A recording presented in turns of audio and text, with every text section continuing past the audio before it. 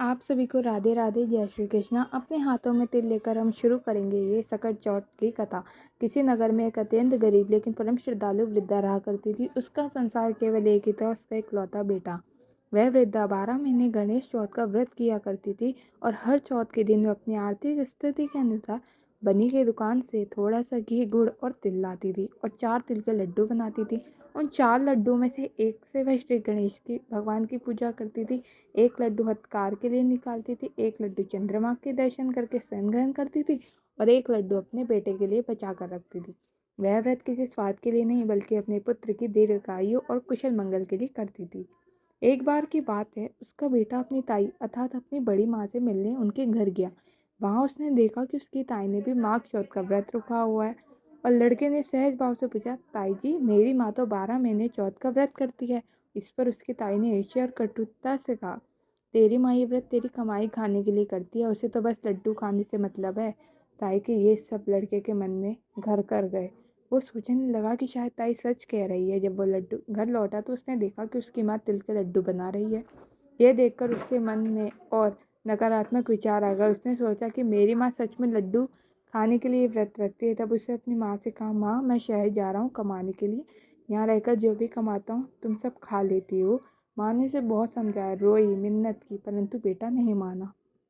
अंत में माँ ने उसके साथ जाने के लिए तिल का एक लड्डू दे दिया और कहा, बेटा, ये चौथ माता का प्रसाद है। जब भी जीवन में कोई बड़ा संकट आए तो श्री गणेश भगवान और चौथ माता का ध्यान करके इस तिल के लड्डू को हाथ में लेना, तेरे सारे संकट टल जाएंगे। लड़का माँ की बात मानकर उस तिल के लड्डू को अपने साथ लेकर शहर की ओर चल पड़ा। रास्ते में उसने एक वृद्ध को देखा जो रोते हुए पूरा बना रही थी। वो रो कर भी रही थी और पुए भी बना रही थी।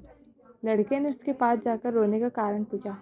वृद्धा ने कहा, बेटा, इस नगर की पहाड़ी पर एक बहुत बड़ा और भयानक राक्षस रहता है। वो पहले नगर के लोगों को मारकर खा जाता था। उसके अत्याचार से परेशान होकर ये व्यवस्था की गई है कि रोज एक घर से एक व्यक्ति उसके पास भेजा जाएगा। तो आज मेरे बेटे की बारी है, इसी कारण मैं रो रही हूँ, उसके लिए पुए बना रही हूँ। लड़के का हृदय दया से भर गया। उसने कहा, माँ, ये पुए मुझे खिला दो, मैं तुम्हारे बेटे की जगह उस राक्षस के पास चला जाऊंगा। वृद्धा ने उसकी बात मान ली। लड़के ने पोहे खाए और कुछ देर आराम किया। शाम होने पर राजा के सैनिक आए और वृद्धा के उसके बेटे के बारे में पूछने लगे। बढ़कर कहा कि वो चलने को तैयार है और वह सैनिकों के साथ राक्षस के पास चला गया। राक्षस के पास पहुंचकर उसने देखा कि वह अत्यंत भयानक था। अपनी जान बचाने के लिए वह इधर उधर भागने लगा और मामा चिल्लाने लगा।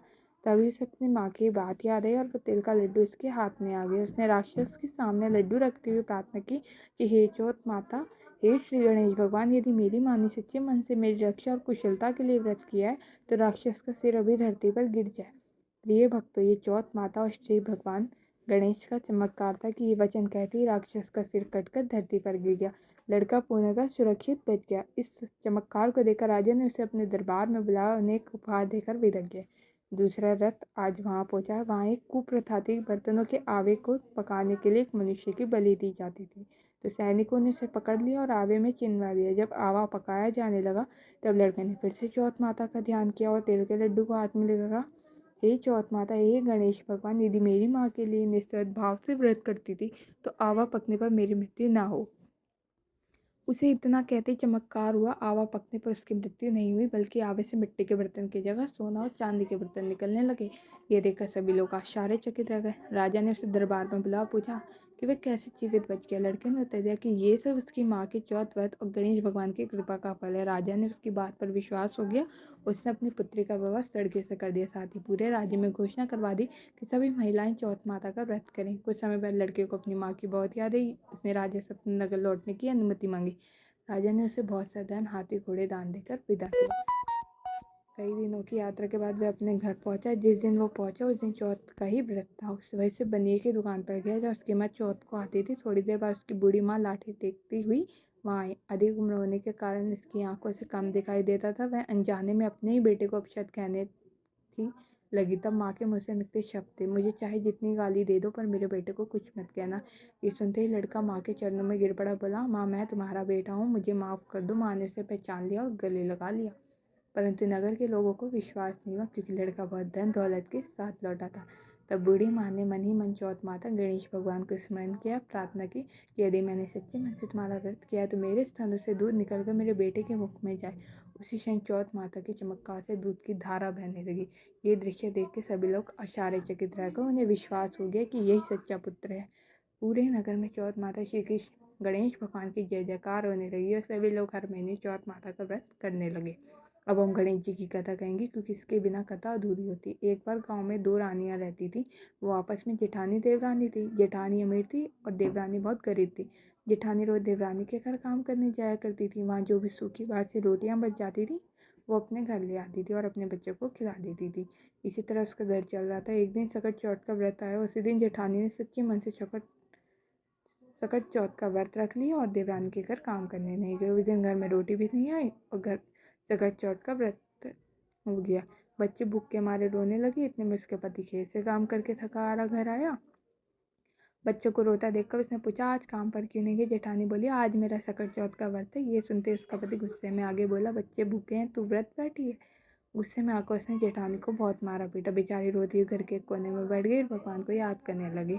उसी समय विनायक महाराज गणेश जी वहाँ पहुंचे। उन्होंने कहा, बेटी शौच के लिए जगह कहाँ है? जेठानी बोली, महाराज घर जैसा है, जहाँ चाहे वहाँ कर लो। उस दिन विनायक महाराज के सेठ के घर भोजन हुआ था। वो सोना चांदी हीरे मोती जैसा प्रसाद खाकर आए थे। उन्होंने पूरे घर में कर दिया। जाते समय बोले, बेटी हाथ कहाँ पहुँची? जेठानी बोली, महाराज जी मेरे सर पर पहुँच लो। विनायक महाराज ने उसके सर पर हाथ पहुँचा और वहाँ से चले गए। सुबह जब जेठानी उठी तो देखा पूरा घर सोना चांदी हीरे मोती से भरा पड़ा है। उसके बालों में भी वह मोती मोती अटके हुए थे। वो खुशी खुशी धन समेटने लगी। तब देवरानी ने देखा कि जेठानी 2 दिन से काम पर नहीं आई। उसने अपने बच्चे से, कहाँ जाऊँ, अपनी ताई को बुला लाओ।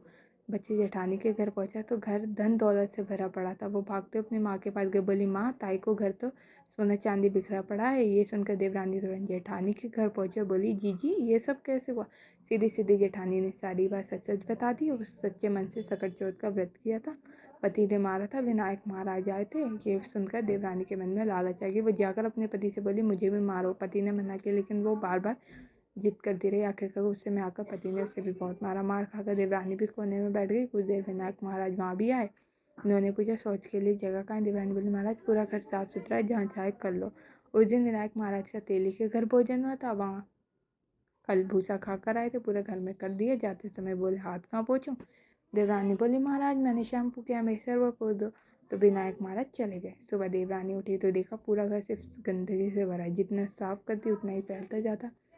उसके सिर से भी गंदगी भर गई। वो घबरा गई। रोती हुई गांव से बाहर पहुंची जहाँ विनायक महाराज बैठे थे। उनके चरण पकड़कर बोली, महाराज मेरी जेठानी को आपने धन दिया और मुझे गंदगी क्यों दी? विनायक महाराज बोले, तेरी जेठानी ने सच्चे मन से व्रत किया था और तूने पाखंड किया था, इसलिए उसे फल मिला, तुझे दंड।